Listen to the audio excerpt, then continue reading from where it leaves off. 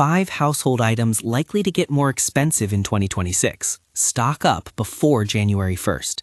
That single date is the deadline you need to hear. Not because disaster is coming, but because policy windows, seasonal demand, and supply chains reset at the turn of the year. A smart, measured stock up between now and January 1st can shave stress and spare your wallet. Do it right. Do it fair. Why now? Prices don't move for one reason. They move because a handful of forces line up at the same time. Tariffs or regulatory changes sometimes kick in at year start, reported by analysts as likely to nudge costs. Crop cycles and weather affect commodity supplies.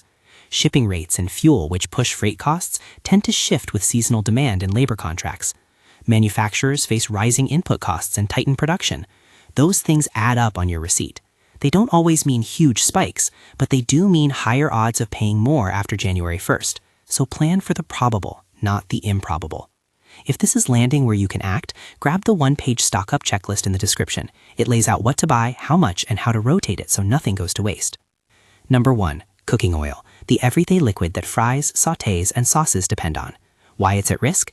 Vegetable oils and specialty oils follow global crop yields. Bad weather in growing regions, export restrictions from major producers, or higher global demand for biofuels can tighten supply. Shipping delays make big containers harder to move. That combination tends to push supermarket prices up. How much to buy? Singles. If you live alone, aim for a 1 to 2 month supply. Couples, 2 to 3 months. Families of 4 or more, 3 to 4 months. If you cook heavily or preserve food, add another month to those ranges. Storage tips: keep oil in a cool, dark place. Heat and light speed rancidity. Unopened bottles store best in a pantry away from the stove. Once opened, use within a few months for best flavor, or refrigerate certain oils like nut or flax oils that can go rancid faster. Rotate. Put newer bottles behind older ones. Mark the purchase date with a permanent marker. Budget alternatives and substitutes: buy bulk cooking oil containers at warehouse stores and decant into smaller bottles at home to reduce waste. For some recipes, use butter, ghee, or lard as substitutes for a short period. Consider buying blended oils. Store brands sometimes offer blends that are more price stable. If you're comfortable, try buying neutral oil in larger jugs online where unit price is lower.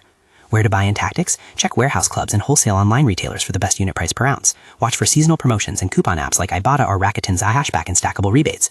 When comparing, read the unit price rather than the sticker price. Buy one large container and repurpose smaller bottles for daily use. Number 2. Paper products. Toilet paper, paper towels, napkins. Why they could climb?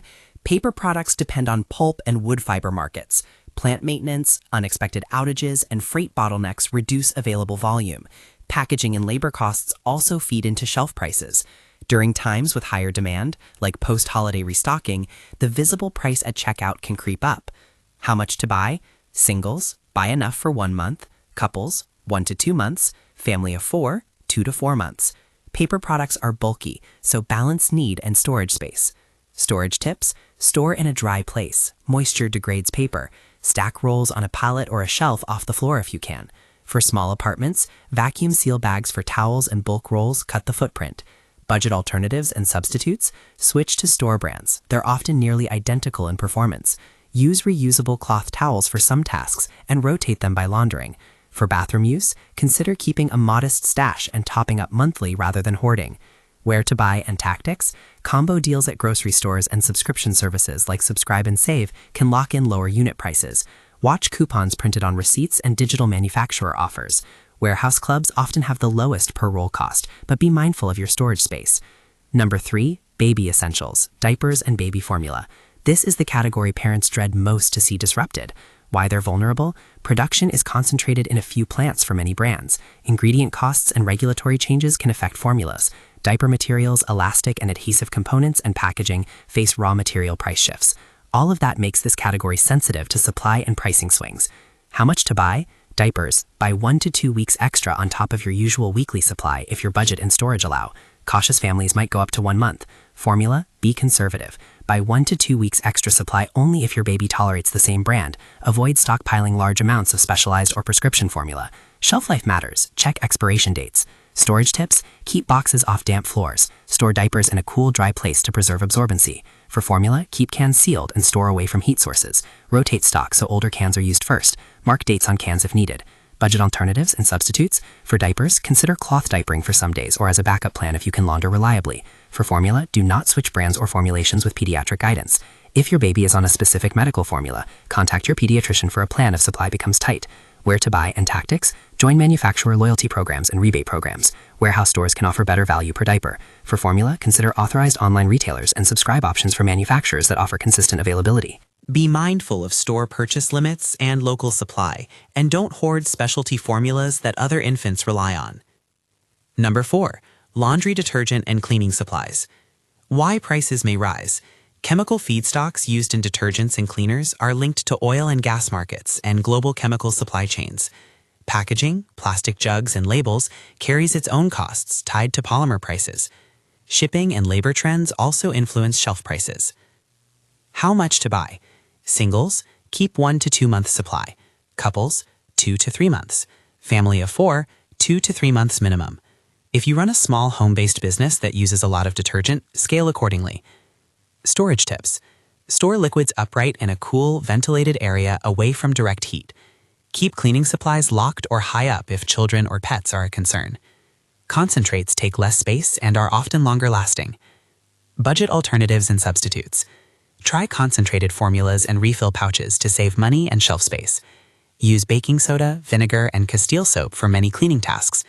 For laundry, washing in cold water and measuring detergent correctly reduces waste and stretches supply. Where to buy and tactics. Look for concentrate formats in warehouse stores or refill stations at zero-waste shops.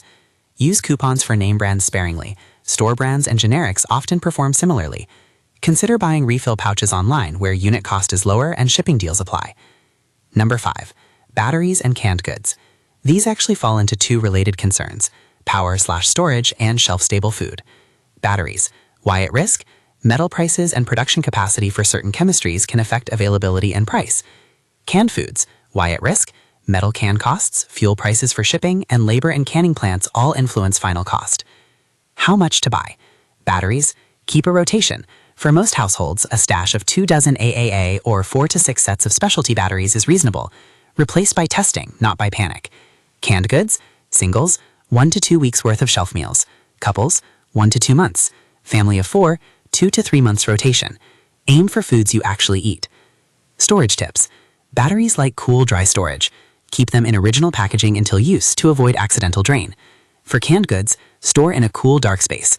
Avoid stacking cans too high to prevent dents. Rotate cans using FIFO. Put new purchases behind existing stock. Budget alternatives and substitutes. For power, invest in rechargeable batteries and a quality charger. Over time, that reduces recurring cost. For food, look for bulk beans, rice, and pasta. They're often cheaper per calorie and store extremely well. Canning at home is an option if you're skilled and can preserve safely. Where to buy and tactics. Clearance sales after holidays. Bundle deals and subscribe services for batteries can reduce unit costs. For canned goods, wholesale stores and online bulk retailers tend to beat grocery prices. Keep an eye on apps that list local clearance items. If shipping costs spike, local discount grocers may have the best deals. Mini hooks and reminders for each item. Keep the why short and then act on the how. That is how you avoid wasted money and wasted food. Tactical Playbook: How to Buy, Budget, and Store Without Panic. Create a small stock-up fund. Even $25 to $50 a week dedicated to seasonal stocking compounds fast. Decide on a target: 1 to 3 months supply for essentials you use daily, less for bulky items you can't store. If you prefer a rule of thumb, try this split. Buy 1/3 of your planned stock now, 1/3 in a mid-season deal cycle, and 1/3 closer to January 1st. That staggers cash flow and reduces risk if prices dip temporarily. Staggered buying also protects you from bad buys and bad brands. If something goes on sale after you've bulk bought, you haven't emptied your budget on a single day. Use price tracking tools or set alerts on shelf price trackers where available. Storage and rotation. Label everything with purchase date. Use first in, first out. For pantry goods, maintain a use-by shelf closest to the front so older items get eaten first. For large families, consider clear plastic bins or shallow totes to group items by category: oil, paper, cleaning, baby, canned goods. If humidity is an issue, use silica gel packs in sealed containers for paper items. For longer-term canned goods, a cool basement or a closet away from hot water heaters is best. Tracking inventory. Keep a simple spreadsheet in Google Sheets or a pantry app. One free and reliable method is a shared Google Sheet with columns for item, quantity, expiration date, and location. That way family members can update what they take. If you prefer an app, try Out of Milk for list and inventory basics. The point is to avoid buying doubles and letting things expire.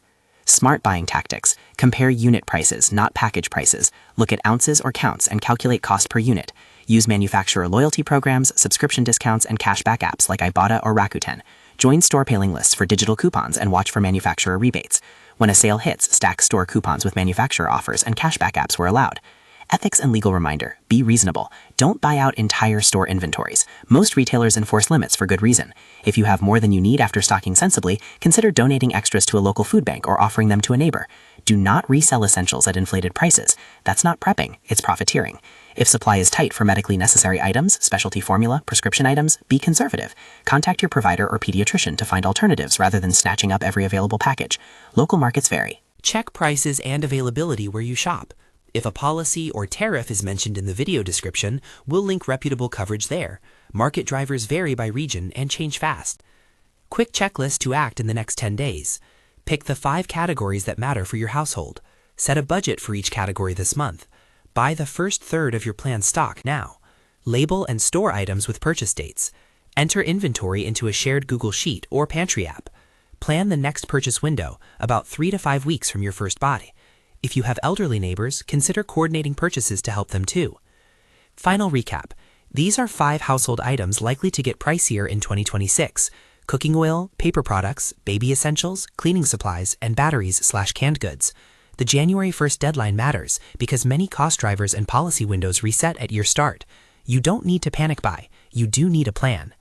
One last ask. Download the one-page stock-up checklist in the description. Use it to check off what you've bought and what you still need.